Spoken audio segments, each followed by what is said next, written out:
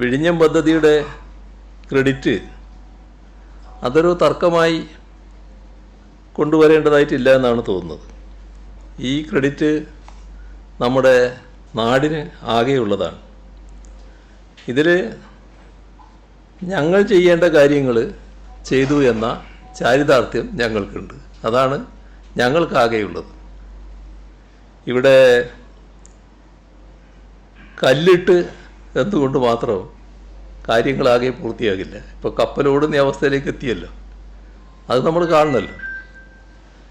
എല്ലാവർക്കും ഇതെല്ലാം അറിയാവുന്നതാണല്ലോ.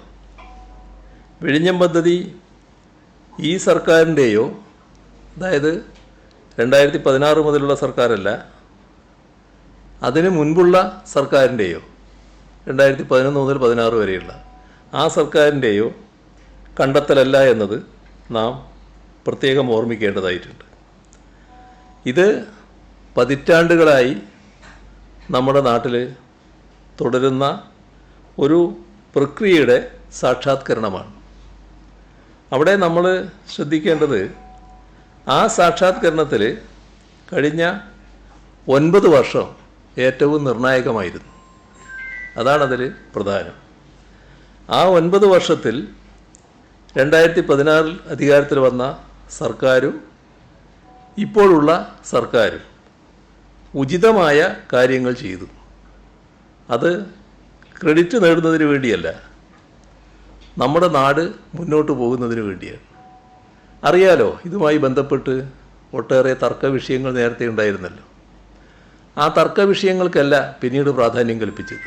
കാരണം നാടിൻ്റെ വികസനത്തിന് ഏറ്റവും പ്രധാനപ്പെട്ട ഒരു പദ്ധതിയാണ് എന്നുള്ളതുകൊണ്ട് ആ പദ്ധതിയുമായി മുന്നോട്ട് പോകാനാണ് സർക്കാർ, LDF സർക്കാർ തയ്യാറായത്. അപ്പോൾ നമ്മുടെ നാടിൻ്റെ മുന്നേറ്റത്തിന് സഹായിക്കുന്ന എല്ലാ പദ്ധതികളെയും പ്രോത്സാഹിപ്പിക്കുക എന്ന സമീപനമാണ് നമ്മൾ സ്വീകരിച്ചു വന്നിട്ടുള്ളത്. വിഴിഞ്ഞത്ത് ഏതെങ്കിലും തരത്തിൽ അതിനെ കൂടി പോകുന്നൊരു ബോട്ട് തള്ളിക്കൊണ്ടുവന്നിട്ട് ഉദ്ഘാടനം നടത്തുന്ന രീതിയല്ലല്ലോ വരാൻ പോകുന്നത്. ലോകത്തെ തന്നെ ഏറ്റവും വലിയ ചരക്ക് കപ്പലുകളാണല്ലോ അവിടെ വന്നുകൊണ്ടിരിക്കുന്നത്. നമ്മുടെ എല്ലാം കൺമുന്നിലുള്ള യാഥാർത്ഥ്യമല്ലേ ഇത്. അപ്പോൾ അതിൻ്റെ ക്രെഡിറ്റ് സ്വാഭാവികമായി ജനങ്ങൾ അർഹിക്കുന്നവർക്ക് നൽകിക്കൊള്ളൂ. നമ്മളതിന് തർക്കിച്ച് സമയം കളയേണ്ടതില്ല എന്നാണ് എനിക്ക് തോന്നുന്നത്.